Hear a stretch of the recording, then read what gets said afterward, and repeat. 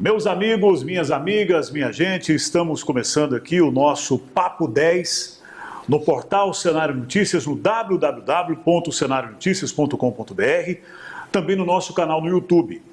Você que está conosco já há algum tempo, nós começamos esse projeto arrojado do Cenário Notícias no último dia 30 de setembro. E eu quero agradecer muito a vocês que têm compartilhado as notícias, as informações. É uma linha diferente de jornalismo, afinal de contas, era desejo meu, como eu já ressaltei, desde 2007, lançar um projeto desse, é algo que realmente mexe comigo, é uma das coisas que eu faço no momento, lembrando sempre que as imagens, a direção de imagem é de Valdivino Júnior, Intense Filmes. Você pode se inscrever no canal, pode não, deve, agora, se inscrever no canal, no YouTube Cenário Notícias, também ativar o sininho para você saber quando nós estaremos postando vídeos novos. E claro, curtir a fanpage do Cenário Notícias e acessar quantas vezes quiser, porque está assim de notícias, cada notícia do perfil de pessoa, o que você quiser tem, mas tudo com muito profissionalismo feito para você, tá certo? Nós estamos aqui no Ministério Público, na cidade de Ceres. Ele é promotor de justiça, atua no Ministério Público há 20 anos, 17 deles em Ceres. Ele é casado, está conosco no Papo 10 de hoje, Dr. Marcos Rios, promotor de justiça.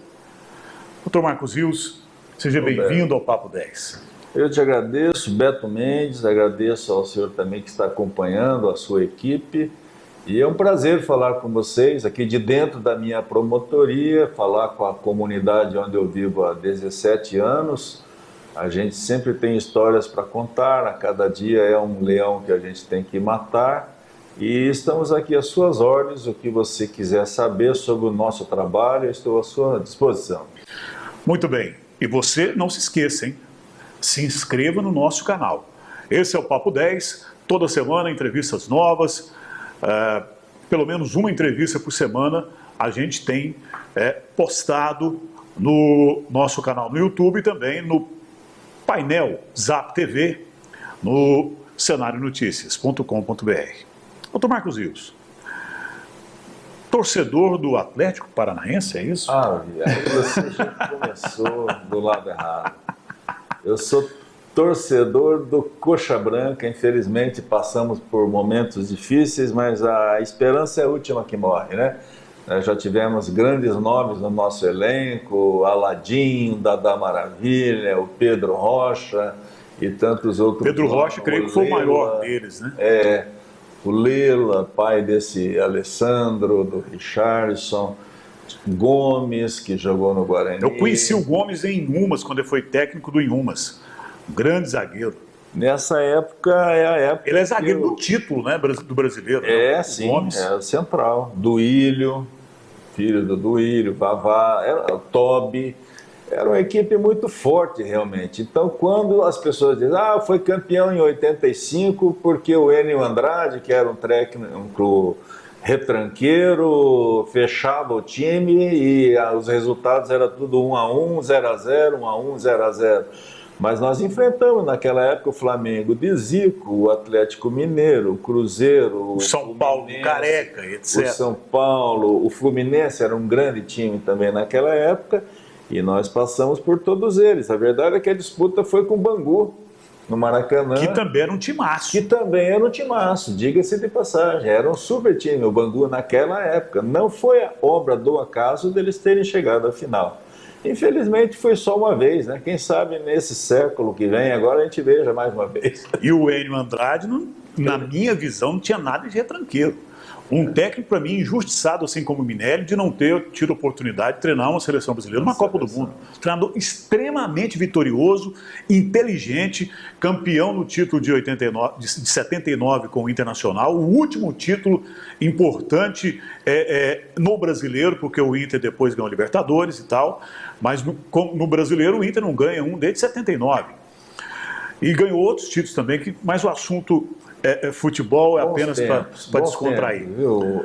Nós temos aqui, doutor Marcos Rios, um quadro que é arrochar o nó da gravata, na linguagem jornalística, e são perguntas mais quentes, mais profundas, mas dentro da ética jornalística que o senhor conhece tão bem. E Pode vamos... ficar à vontade. Eu sou um promotor do júri, para mim não tem para mim, para o senhor tanto nada faz. mexe comigo. Pode se perguntar o que você quiser, Beto. Eu, com todo o respeito e carinho, te conheço há muito tempo, né?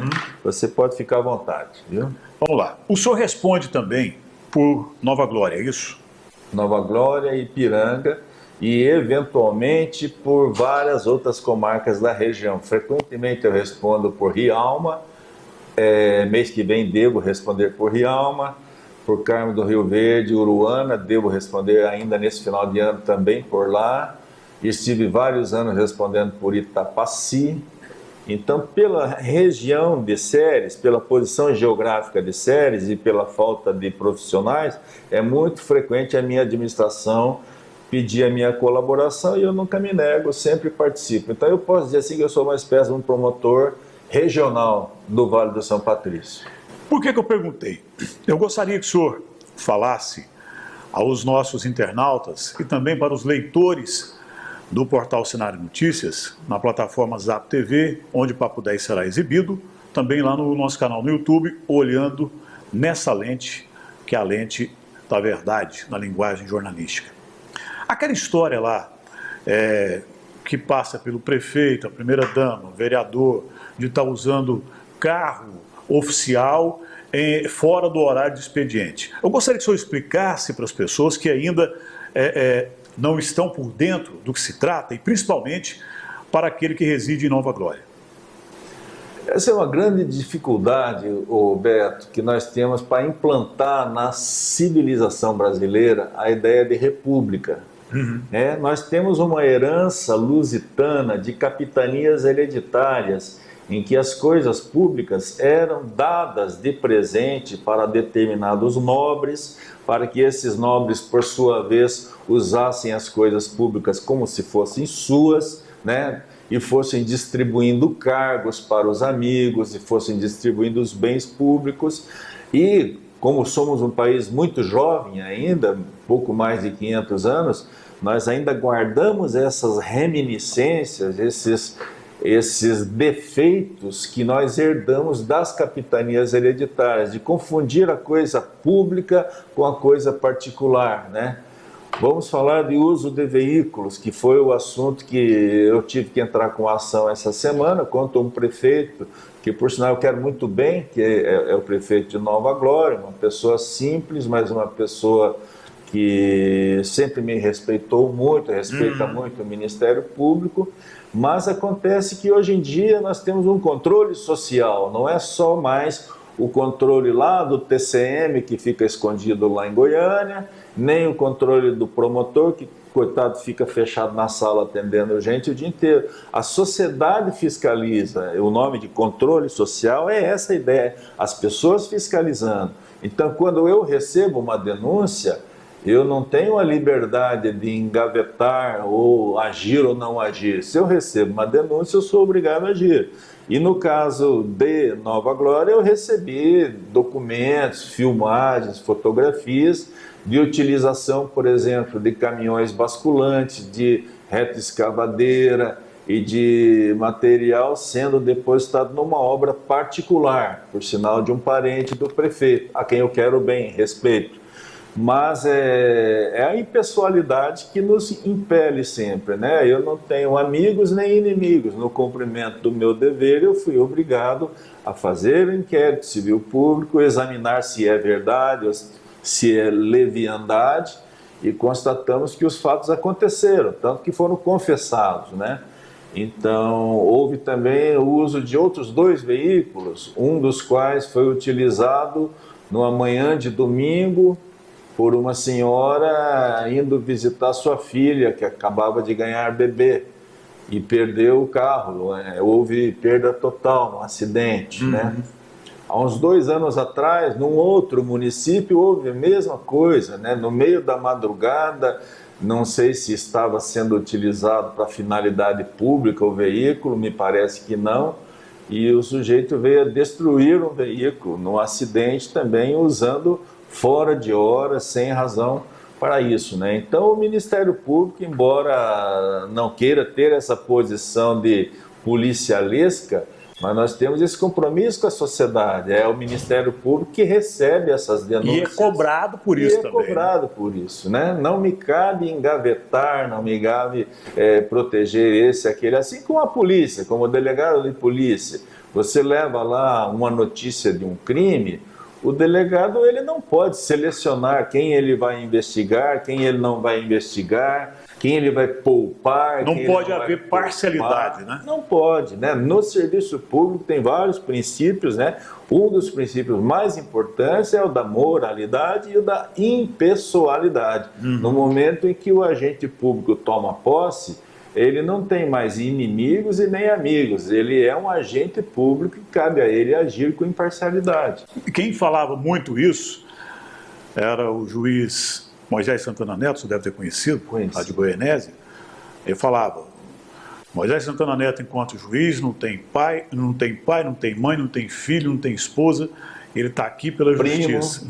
Não é assim? Isso. E onde vai desaguar isso aí, depois de tudo averiguado, no que se refere à Nova Glória? Bom, nós estamos num país democrático. O processo vai seguir o devido processo legal. Quer dizer, eu ofereci a representação na justiça, né, através de uma ação chamada Ação Civil Pública. Certo. Eu pretendo que aquelas pessoas que usaram os bens públicos para finalidade pessoal, primeiro, façam ressarcimento do dano. Segundo, me desculpa, o que é esse ressarcimento do dano para o nosso internauta e o leitor do Cenário Notícias entender mais? Você, agente público, num domingo de manhã, pega um carro que pertence à frota pública, é destinado para finalidades exclusivamente públicas e vai fazer uma visita a um parente que ganhou bebê.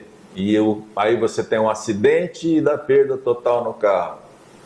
Claro que a seguradora vai ter todo um problema, mas alguém vai ter que pagar esse prejuízo, né? Então, um dos objetivos dessa ação civil pública é fazer com que quem causou o prejuízo pague pelo prejuízo. Isso é uma das consequências. Na Lei de Improbidade Administrativa, que é uma lei de 92, ela tem uma série de consequências para quem comete um ato de improbidade administrativa. A primeira delas, sem dúvida, é pagar o prejuízo que você causou.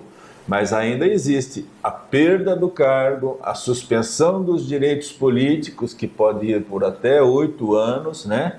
E além disso podem ser multas, a pessoa pode pagar multas muito elevadas, de até 100 vezes o valor da sua própria remuneração. Então, são consequências muito graves. Claro que no Brasil, as pessoas estão um pouco decepcionadas, né? Com um lava-jato que parece que faz um barulho, faz um teatro, faz um cineminha, dali uns dias as pessoas já estão soltas e não aconteceu nada. Bom, eu e você, repórter, jornalista, eu suponho que a gente faça parte daquela metade da população que ainda acredita que vale a pena torcer pela justiça. Do contrário, é a barbárie, né? Eu estou nessa função porque acredito nela, né? Cada dia que eu entro com uma ação civil pública, eu tenho outra ação aqui em Ceres, por exemplo, para que o município seja obrigado a fazer concurso. Você imagine, se é necessário... Daqui a pouco, doutor Marcos, a gente entra em Ceres. Vamos fechar para a gente arrematar a questão de Nova Glória. Quando que a sociedade Nova Glória, quando que isso terá um fim, esse desenrolar? A ação que eu entrei, eu pedi uma liminar de afastamento do agente público. Certo. O afastamento do agente público é uma medida muito traumática, afeta sensivelmente a estabilidade das relações políticas na cidade. Os juízes devem agir com cautela. Então, imagina-se que muitas vezes os juízes preferem deixar o processo andar um pouco mais para eles terem mais seguranças para acolher. Não espero, sinceramente, que o juiz acolha esse meu pedido de afastamento. Mas no curso do processo, fazendo-se a instrução do processo, provando como que os fatos aconteceram, eu não tenho dúvida que nesse caso as pessoas envolvidas serão responsabilizadas no caso de Nova Glória. Tá? Muito bem, nós estamos com o Papo 10 com o promotor de justiça, Dr. Marcos Rios. Está conosco aqui no Papo 10, no nosso canal no YouTube, Cenário Notícias, também no portal Cenário Notícias, na plataforma Zap TV. Eu quero que você se inscreva, eu quero que você ative o sininho para receber novos vídeos, saber quando eles foram postados. Quando o senhor recebe uma denúncia que o senhor olha e essa pessoa, uma pessoa, digamos assim, próxima ao senhor, o que o senhor pensa naquele momento? Eu sei que aqui o senhor age, como a gente falou agora há pouco, com extrema imparcialidade. Mas quando o senhor vê a denúncia e sabe que tem verdade ali, qual é o sentimento? Pois é, aí é que tá. Eu não posso aqui me deixar levar por paixões, seja paixões positivas ou negativas, quer dizer, afetos ou desafetos, amigos ou inimigos. Para um agente público cumprir corretamente o seu dever, ele tem que ter a liberdade para agir, mesmo quando precisa, às vezes, agir contra uma pessoa por quem ele tem afeto, porque ele tem amizade. Mas o senhor pensa assim, para que ele foi fazer isso? Não passa esse pensamento ou não? Muitas vezes me ocorre até decepções, sabe? Já aconteceu assim de eu dizer, eu jamais esperaria que essa pessoa fizesse isso. Eu estou vivendo essa situação agora, eu vou pedir a você, assim, por discrição, não declinar o nome nem as circunstâncias, mas eu estou muito decepcionado com pessoas com quem eu tenho laço de amizade aí de 17 anos, desde que eu estou aqui, Entendi. por exemplo. Né? Entendi. Então eu vejo situações chegando aqui de violações de direitos humanos, de sequestros, de torturas, de coisas, tentativas de homicídio, e eu fico vendo assim, poxa, eu não esperava isso, né? Mas infelizmente às vezes a vida nos coloca nesse dilema, ou você cumpre o seu dever e faz o que tem que ser feito, ou você vai ser mais um a compactuar com tortura, com tentativa de homicídio, com corrupção, com isso e com aquilo, né? Eu fiz uma escolha na vida e que eu não me arrependo. Eu tenho trabalhado muito, especialmente de uns 3 anos para cá, eu tenho sofrido hostilidades que eu nunca sofri. Já foi ameaçado de morte? Já tenho sido, inclusive, ameaçado de morte, sei de onde está partindo. Recentemente tivemos que chamar aqui um órgão de segurança interna, a polícia militar local tem sido muito colaboradora comigo, tem me prestado uma assistência muito grande, mas faz parte do ofício, né? O policial corre risco de vida desde manhã cedo até de noite. Todo momento. Né? O papel do promotor de justiça, por sua vez, é fiscalizar até o policial. Então faz parte do jogo. Eu penso assim, eu não provoco as pessoas, eu não provoco as situações, mas quando as situações se apresentarem, nós vamos enfrentá-las também. Nós temos uma estrutura por trás, né, para garantir, estamos investigando várias pessoas no momento, sabemos até de onde que partem essas, não vou dizer ameaça, mas essas provocações, esses insultos, né? Mexer com a família, mexer com a esposa, mexer com particularidades. Todos nós temos uma vida mesmo, pessoas públicas, temos a nossa vida pessoal, particular, que é indevassável. Doutor né? Marcos, já que o senhor tocou nesse assunto, a primeira pergunta que aperta o nó da gravata, mas eu quero que o senhor responda da maneira que o senhor achar que deve responder. Incomodou o senhor a questão de ter vazado, ter se tornado pública a questão que envolveu a sua esposa? Até que ponto incomodou? E em que pé que está isso? Olha, você tem uma esposa também, né? É o patrimônio mais precioso que nós temos na nossa vida, é a nossa família, né? Claro. E quando você vê pessoas assim agindo de má fé, agindo com fraude, agindo com desejo nítido de agredir a honra de pessoas honradas, Eu digo para você só uma coisa, eu acredito na justiça.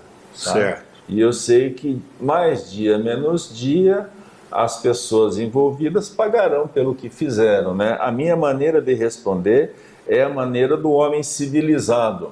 Se fosse em outras situações, talvez em outras pessoas, de outros níveis, outras maneiras de agir, talvez a reação fosse outra. Nós vimos o caso do Janot esses dias, né? Foi.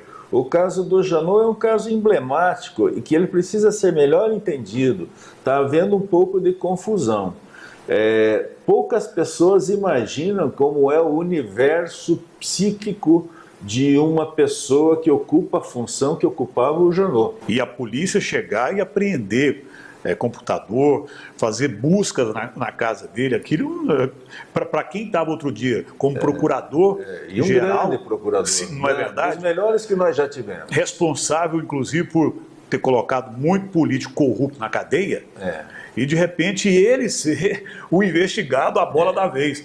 Aquilo foi alguma armação, alguma coisa? Eu me manifestei, Beto, não sei se você acompanha, né? Naquele dia eu me manifestei em solidariedade ao Janot, especialmente pelo que ele não fez. Ele disse, um determinado momento da minha vida, há não sei quanto tempo atrás, eu quase perdi a cabeça, mas não perdi.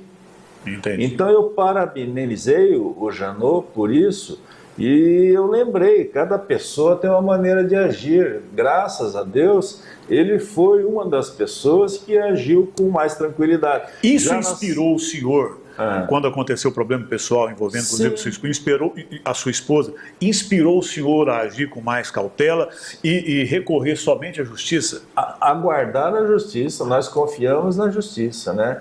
Talvez outras pessoas reagissem de outra forma. Essa semana nós vimos, você é um sujeito informado, deve ter visto no fórum do TRT em São Paulo, na Avenida Paulista, um procurador da Fazenda Nacional surtou e, armado de uma faca, esfaqueou uma desembargadora. Você soube disso? É uma atitude assim extremada. Claro que essa é uma pessoa que precisa ser retirada do serviço público, ela precisa ser tratada, demonstra que... Mas o serviço público, na atualidade, é altamente estressante. Então, quando eu falei que prestei solidariedade ao Janot, especialmente pelo que ele não fez, né? O episódio dele juridicamente se chama desistência voluntária. Ele talvez pretendesse fazer uma coisa, chegou na hora, ele não fez. Então eu me manifestei. E em troca disso, eu fui ofendido também nas redes sociais. Teve um cidadão, que é um conhecido, um cidadão que não consegue controlar nem a vida dele direito e me ofendeu bastante. Mas a gente tem o couro grosso, né, Beto? Eu não estaria aqui há 20 anos, tenho mais 15 anos de serviço anterior, eu tenho 36 anos de serviço público. Já poderia, inclusive, estar aposentado. Já poderia estar aposentado, devo me aposentar na virada do ano, espero, se não mudarem as regras, né? Eu relevei, sabe? Até por ser uma pessoa de idade, uma pessoa que já parece que não está muito dentro das suas faculdades mentais, me ofendeu pelas palavras que eu me referi ao Janot, dizendo, parabéns, Janot, pelo que você não fez. Pior seria se o Janot não tivesse a fortaleza e tivesse feito a bobagem que lhe passou pela cabeça. Muito bem. E para a gente concluir essa parte, o senhor também reagiu, mas reagiu dentro da lei, né? Até onde vai isso? Como o senhor espera colocar um ponto final nessa história que claramente incomoda? Olha, a justiça está aí para ser usada, né? Nós temos confiança na justiça brasileira.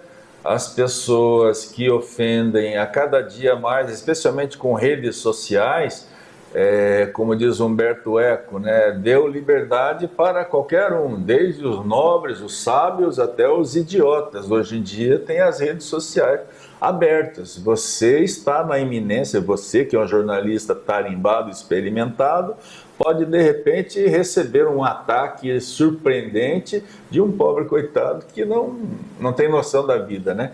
Então as redes sociais fizeram isso. Eu continuo acreditando na justiça brasileira, né? Acredito que uma investigação séria, uma investigação honesta, feita por pessoas honestas, há de colocar as coisas nos devidos lugares e os culpados pagarão, né?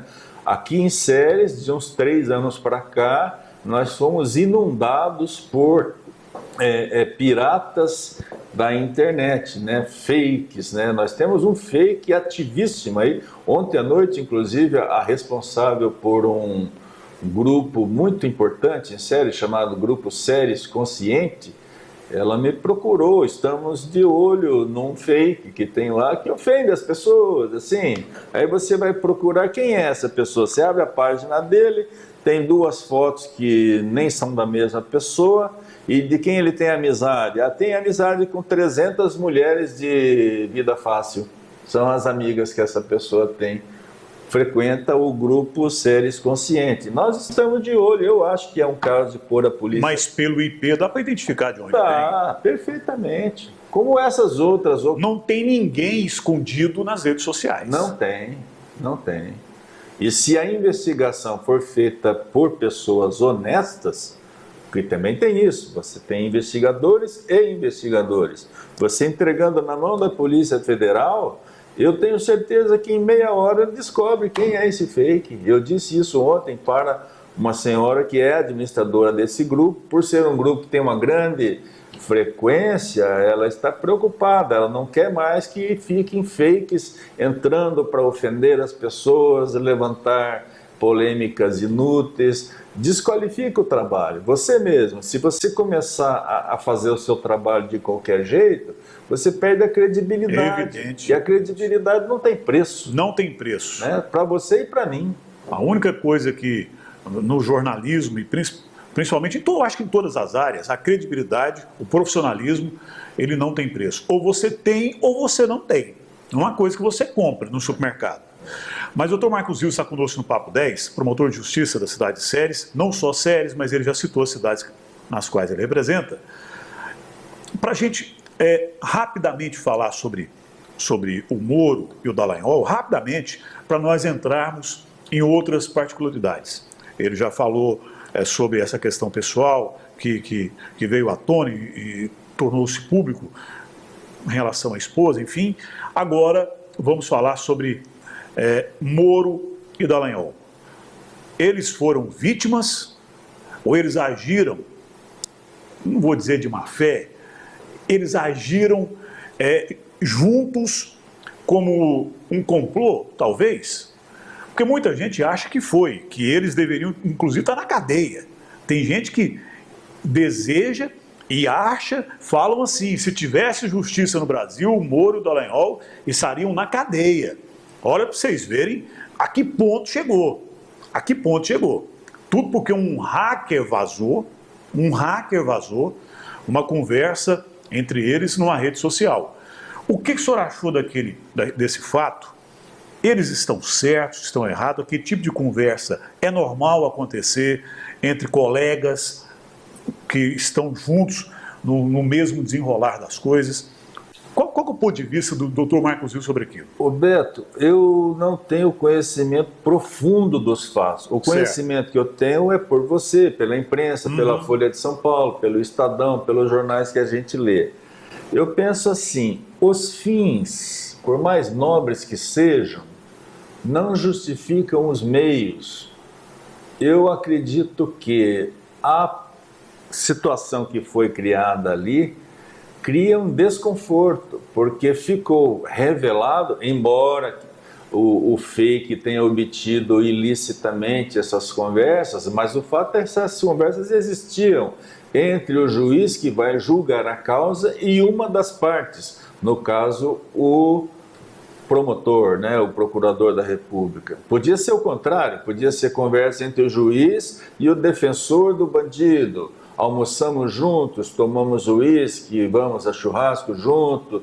Ali me parece que houve uma falha que é imperdoável, tá? O devido processo legal vem da expressão due process of law, do direito inglês, supõe que o juiz ele deve se manter com equidistância das partes.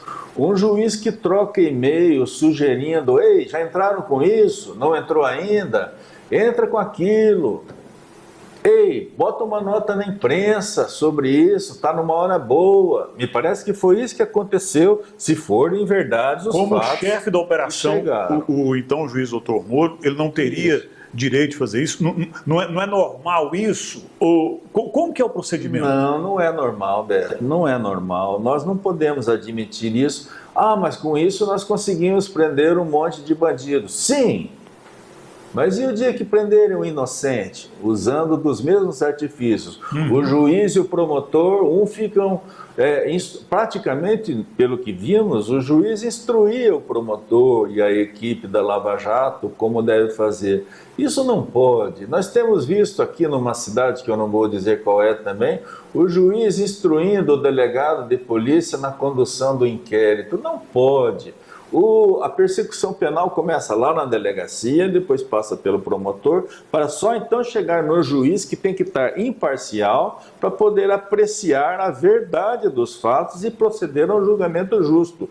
Se o delegado de polícia, se o juiz fica frequentando a delegacia de polícia, dando instrução ao delegado como fazer, como não deve fazer, ele está se contaminando, ele não vai poder proceder a um julgamento justo amanhã ou depois. Então, todo o meu respeito ao doutor Sérgio Moro, é o meu herói. Ele foi professor na mesma escola onde eu me formei, né? Onde também se formou o ministro Fachin, embora 2 anos mais velho do que eu. Fomos colegas, convivemos lá no ambiente acadêmico. Dr. Sérgio Moro é professor licenciado lá. Mas eu não posso aceitar que um juiz desça de sua cátedra e fique trocando e-mail e fique trocando figurinha com uma das partes sem que a outra esteja presente, né? Ou então chame a outra parte também. Vamos conversar aqui. O juiz é obrigado a atender. Isso então não é normal no trâmite do judiciário. Não é normal. Não é normal. Mas aí vem o outro lado. O Código de Processo Penal, inclusive, proíbe isso. O juiz não pode se antecipar e nem realizar tratativas em particular com qualquer uma das partes. Então aí vem o outro lado. O hacker entra aqui, ele rouba o que está aqui dentro e divulga, torna público. E ninguém fala com a mesma veemência do que estão falando desse relacionamento, entre aspas, entre o Dr. Moro e o Dallagnol, ou instrução do Dr. Moro e o Dallagnol. Por que a ênfase é menor? Porque esse bandido, ele quebrou a privacidade, claro, de uma rede social, claro, e o impacto disso aqui parece que ele é que é o certo. Isso. Por quê? Bom, nós temos que discernir as coisas. A maneira como certos fatos vieram à tona e os próprios fatos que vieram à tona. Uma coisa é o hacker que, agindo ilegalmente, violou a intimidade, entrou no aparelho ou na rede de alguém, cometeu um crime. É um crime capitulado, inclusive, numa lei recente, chamada Lei Carolina Dickmann. Foi criado teve por vazadas as fotos dela. Ela tinha trocado fotos íntimas com o namorado e me parece que num conserto do telefone, numa loja que conserta telefone, vazaram as fotos. Vazaram, né? A partir daí houve uma repercussão. E no Brasil é assim que as coisas funcionam, né? Quando um artista famoso ou alguém famoso é vítima, imediatamente produzem lá uma lei, que até foi uma lei muito boa, né? Esse hacker violou a lei. A lei ele realmente protege a sua intimidade. Isso é um fato. Outro fato que nós não podemos deixar de considerar é o fato em si, as conversas em si. Você não pode dizer, porque o hacker violou, então essa nossa conversa de Dallagnol com o juiz Moro não são censuráveis? São censuráveis, né? Numa outra rádio que eu fui, eu dei um exemplo grosseiro, meio... Se você me permite, eu vou repetir o exemplo. Uhum. Alguém ilegalmente filmou uma cena de adultério. ilegalmente, escondido, filmou uma cena de adultério e entrega, põe para circular a cena de adultério. Ele agiu errado? Claro que sim. Ele violou a legislação, a lei Carolina Dickmann? Claro que sim. Mas e a segunda parte do assunto? Como é que fica? Você vai negar que tenha acontecido? Você vai dizer, não, isso aqui é o hacker que montou? Se for montagem, é montagem. Mas se for fatos reais, não tem como negar, aconteceu um adultério. No meu maneira de ver, como humilde promotor, já às vésperas da aposentadoria, eu diria que o que se revelou é um crime muito mais grave do que o crime do hacker que, de fato, cometeu um crime de quebrar uma intimidade de uma autoridade. Me permita uma parte aí. Mas o fato de não ter havido algo desse tipo, olha, vamos pegar alguém que está preso aí, que está precisando de ser solto, está querendo ser solto, e vamos fazer esse cara virar uma bomba relógio, vamos inventar uma denúncia.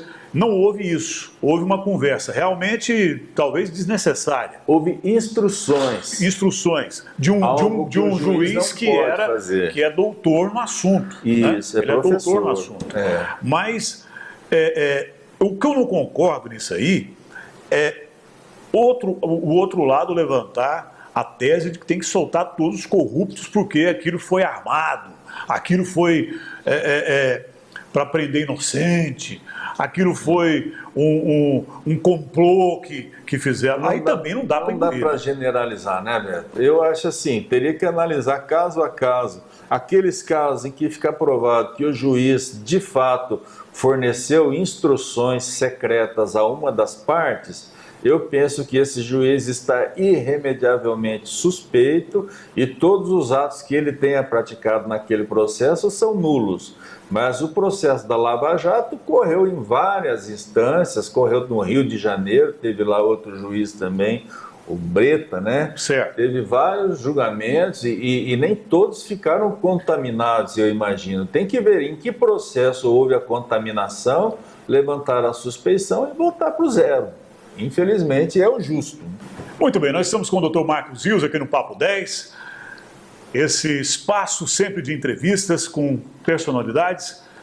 E quero que você curta nesse momento esse vídeo. Vai lá e chega dando like no nosso canal no YouTube, tá certo? Você pode ativar o sininho também, sempre que a gente postar um vídeo você vai ficar sabendo. E claro, se inscrever no canal, acessar a nossa plataforma Zap TV no portal cenarionoticias.com.br. Mais uma pergunta de nó na gravata. Dr. Marcos Rios, promotor de justiça.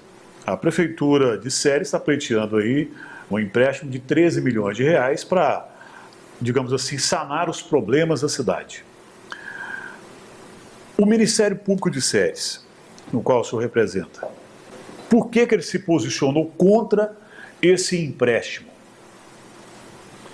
Por várias razões. Eu me posicionei contra esse empréstimo, especialmente porque os dados fornecidos para a obtenção do empréstimo são comprovadamente falsos, né? Você vai no banco, você quer empinar lá um empréstimo, então você diz que você tem 3, 4 fazendas, que ano que vem você vai receber uma herança e você vai ter um dinheirão e quase que você nem precisa do empréstimo, mas aí o gerente te dá o empréstimo, né? O que aconteceu em Ceres foi o seguinte: fizeram um demonstrativo contábil, sobre um quadro sobre as finanças municipais que diverge em muito da verdade. Nós tínhamos, por exemplo, só em arrecadações de receitas tributárias, nós tínhamos uma média histórica em 2016, 17, 15, 16, 17 de 11 milhões. Tá? Aí, já objetivando levantar esse empréstimo, alguém chegou à conclusão de que nós teríamos para este ano de 2019 22 milhões, o ano que vem 23 milhões e no outro ano 24 milhões. Quer dizer, só em arrecadação tributária maquiaram, e eu digo isso com toda segurança e sem intenção de ofender ninguém, mas maquiaram. Mas essa é uma dedução ou só tem Não, isso comprovado? São fatos, eu tenho os fatos, eu tenho os números fornecidos a eles, a Caixa Econômica, tanto que eu tenho um procedimento aberto para que, caso a Caixa Econômica libere esse empréstimo de fato, responsabilizar os analistas e os concessores do empréstimo na lei do crime do colarinho branco, lei 7492 de 95. Baseado em quê? Baseado em que você está fornecendo um empréstimo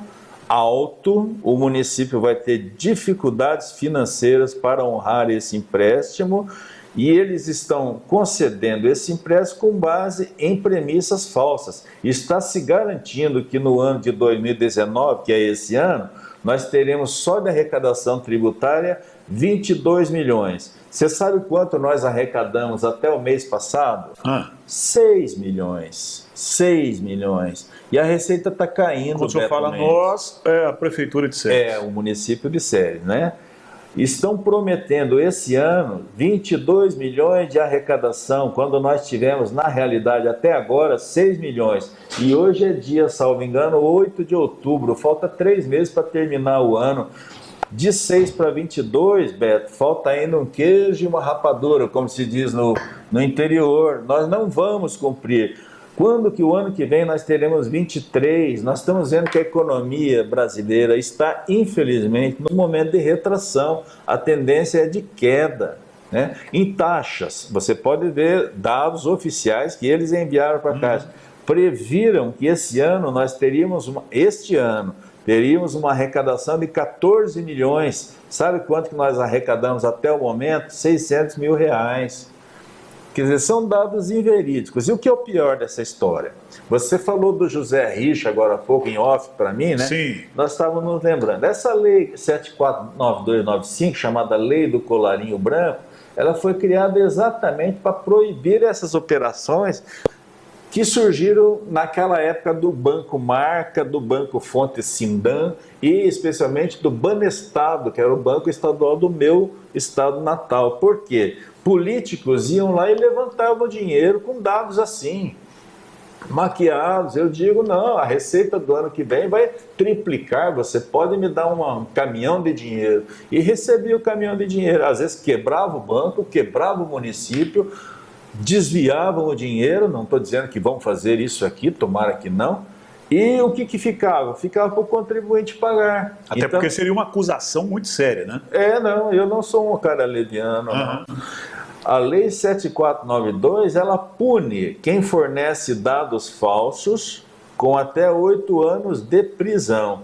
E pune o gerente que concede o empréstimo baseado em dados falsos em até 12 anos de prisão. É a mesma pena do peculato. É um negócio muito sério, sabe?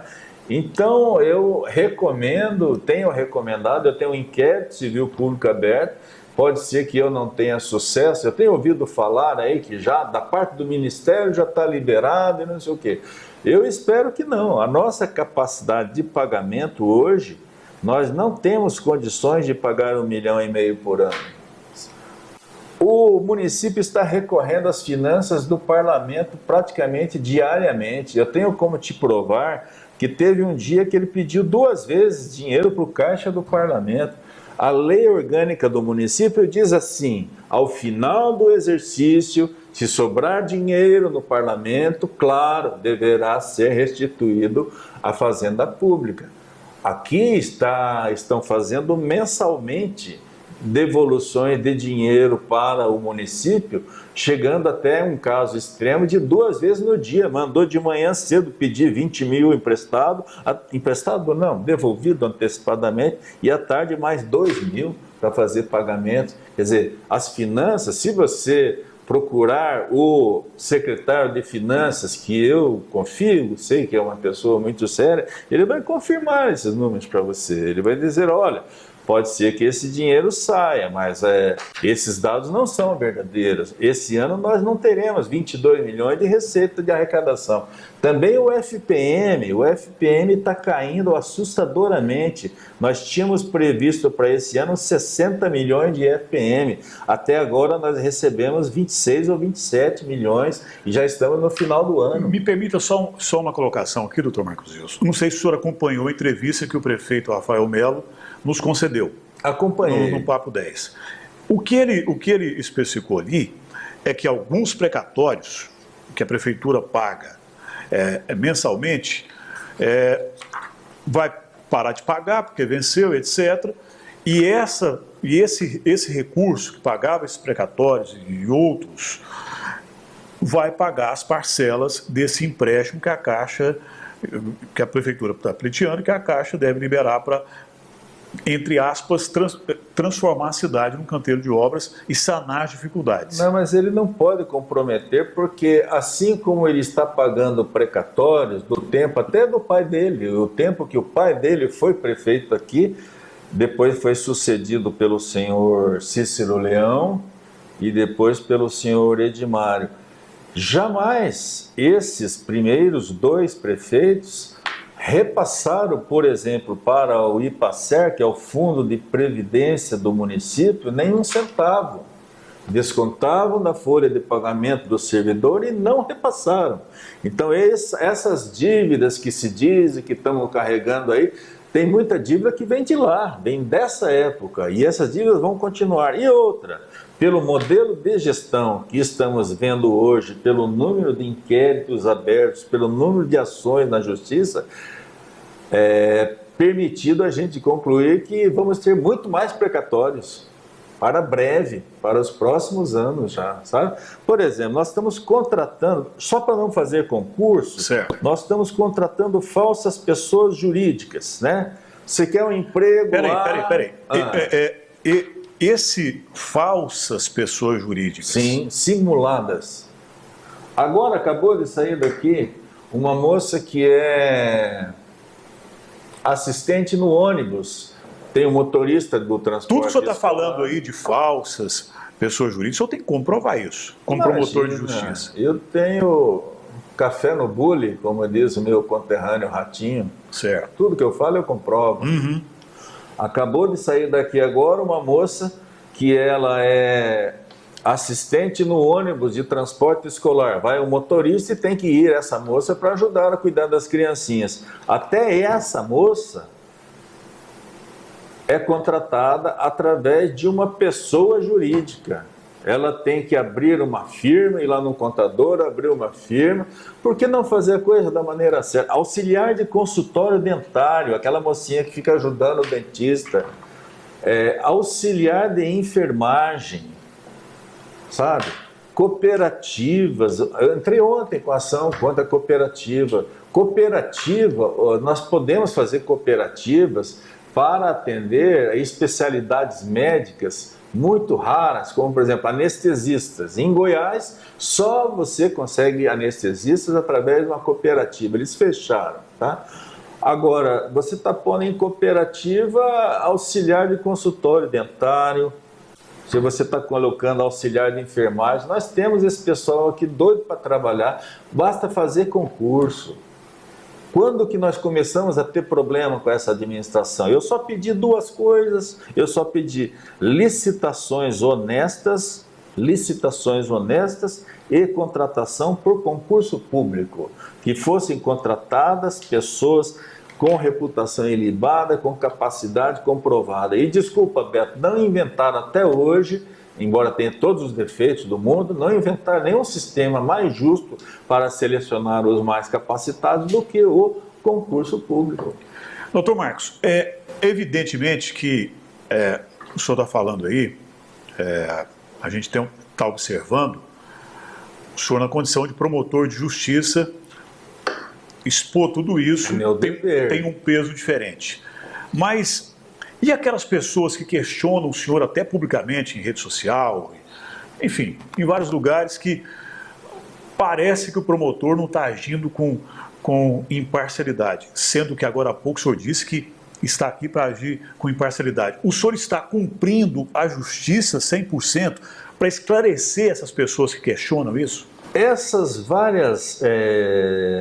vários questionamentos que agora eu estou ajuizando tudo, não tem nenhum deles que eu não tentei chamar as pessoas a uma composição. Todos eles são precedidos de recomendações e recomendações e recomendações. Eu não tenho nenhum problema, por exemplo, embora substitua sempre ali em Rialma, eu não tenho nenhum problema com o prefeito Fred.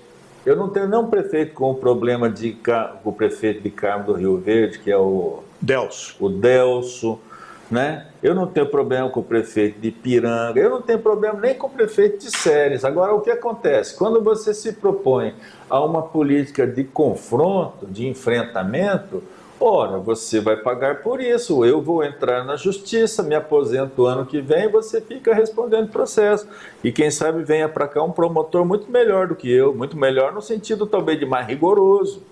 Eu tenho sido muito condescendente, muito compreensivo com tudo que tem acontecido nas comarcas onde eu trabalho. Agora, eu não tolero petulância, eu não tolero desafio, não tenho medo de quase nada nessa vida. Eu sei que todos nós estamos aqui para cumprir uma missão e até o último dia da minha vida você pode ter certeza que eu vou estar cumprindo a minha missão. Viu, Beto Mendes?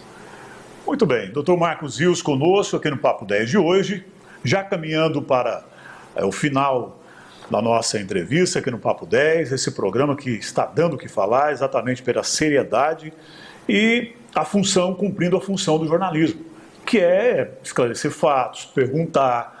Isso é que é importante.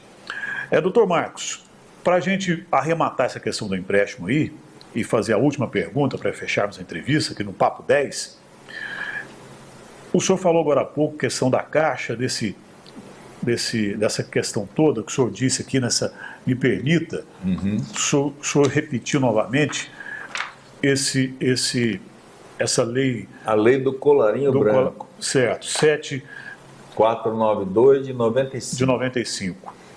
Qualquer cidadão que vai no banco pegar um dinheiro para construir a sua casa ou comprar uma casa, ele tem que comprovar, mediante a comprovante de salário, a questão de imposto de renda, uma série de coisas. Ele tem que comprovar lá a renda dele.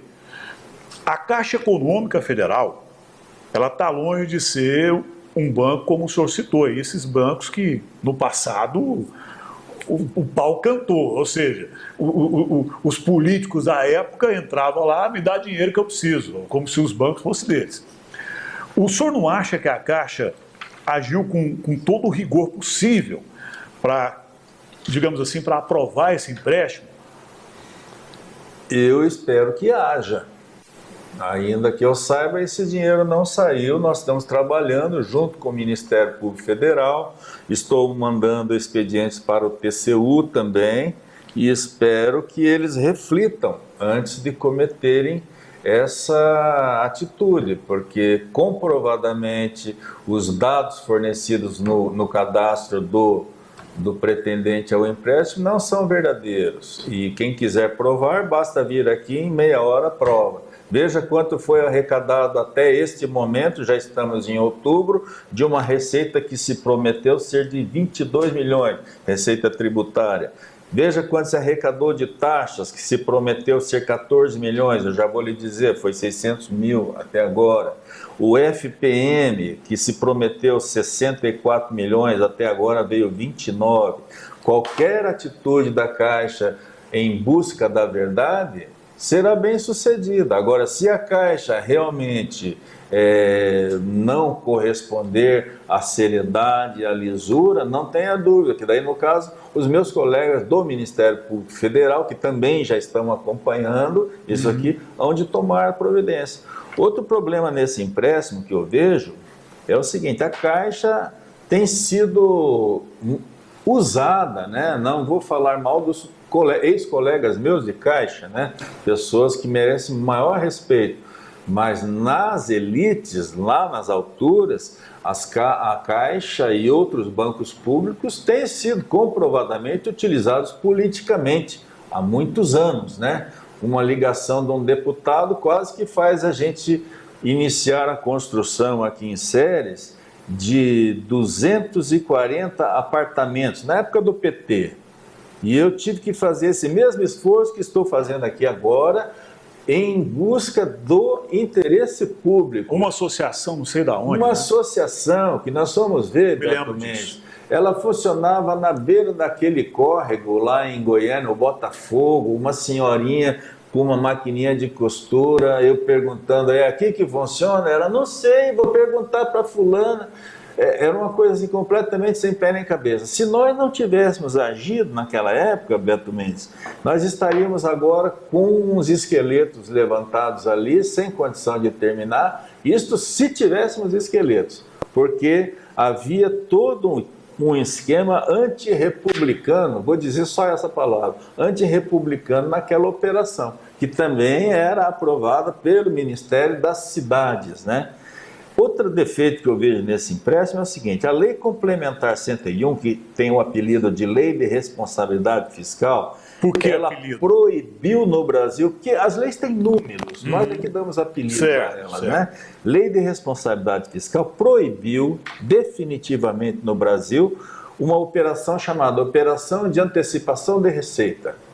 Até então, até o ano 2000, o político que estava no poder, ele ia lá no banco e vendia a receita dos próximos 10 anos. Eu tenho estimativa de receber do FPM aí 50 milhões nos próximos 10 anos. Você me adianta aqui esse dinheiro e aí torrava-se o dinheiro, aplicava-se o dinheiro de qualquer jeito, mas a população que precisa de remédio, de serviço público de qualidade, acabava ficando 10, 20 anos sacrificada depois. Então essa lei proibiu venda antecipada de receitas futuras.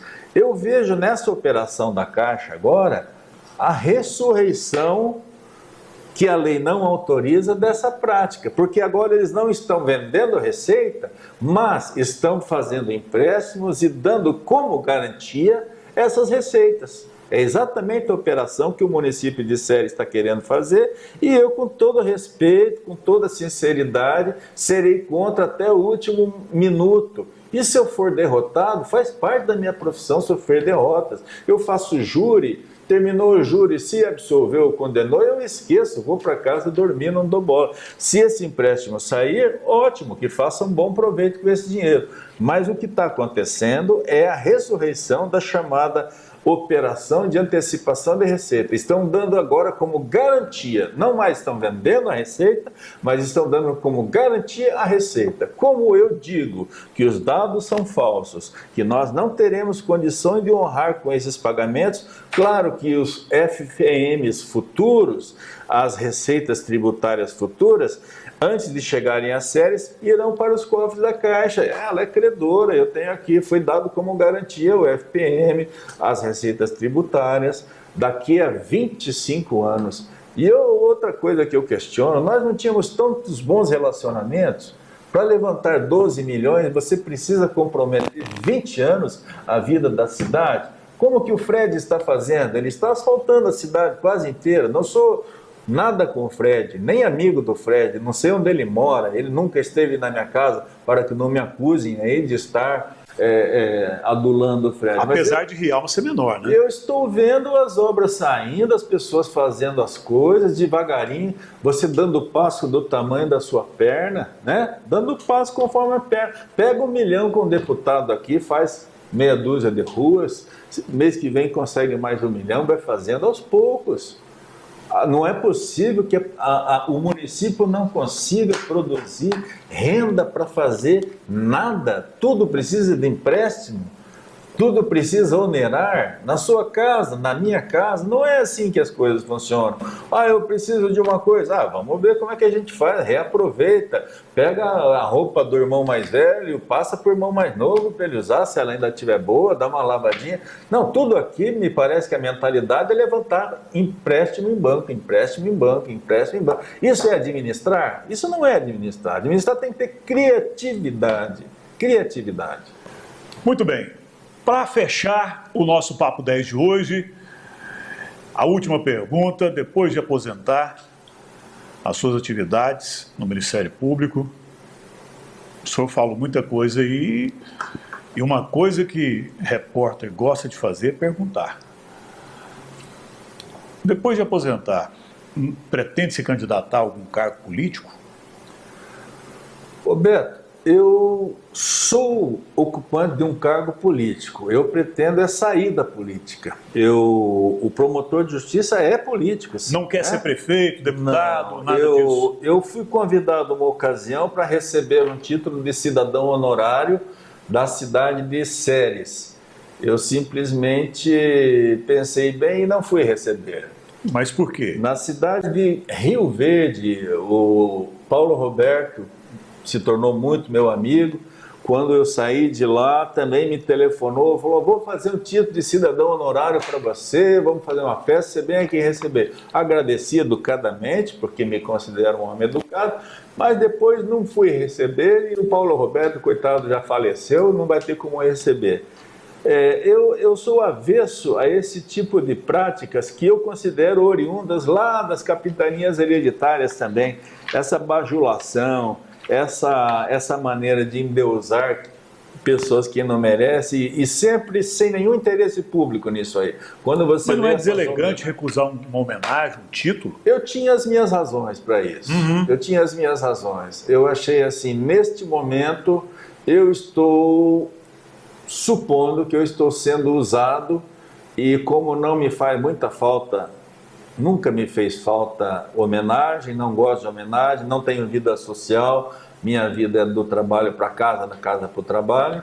Eu não fui grosseiro, agradeci gentilmente a gentileza da pessoa, mas eu realmente abri mão. Eu não sou cidadão ceresino honorário porque eu não quis e não quero e espero que não me proponham de novo.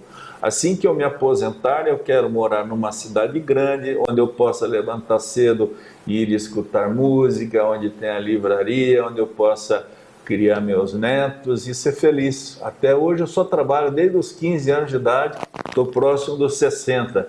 Eu estou muito cansado e realmente a política eu exerci até hoje. O que eu quero é sair da política. Doutor Marcos, muito obrigado por nos receber aqui no seu gabinete, no Ministério Público. Foi um prazer, viu, Beto? Sempre aberto para vocês, viu? Papo 10, o Cenário de Notícias agradece muito esse espaço que o senhor destinou para essa entrevista. Muito obrigado. Muito obrigado a você. Obrigado. É isso aí, minha gente. O Papo 10 fica por aqui. Muito obrigado a você. Compartilhe, comente. É o Papo 10 que chegou para debater, para entrevistar, para questionar, para formar opinião dentro da ética jornalística. Dentro da ética jornalística, sem sensacionalismo. Tá certo? A direção de imagem e vídeo, Valdivino Júnior, Intense Filmes. Aqui, Beto Mendes. Um grande abraço, até o próximo Papo 10 com fé em Deus. Até lá.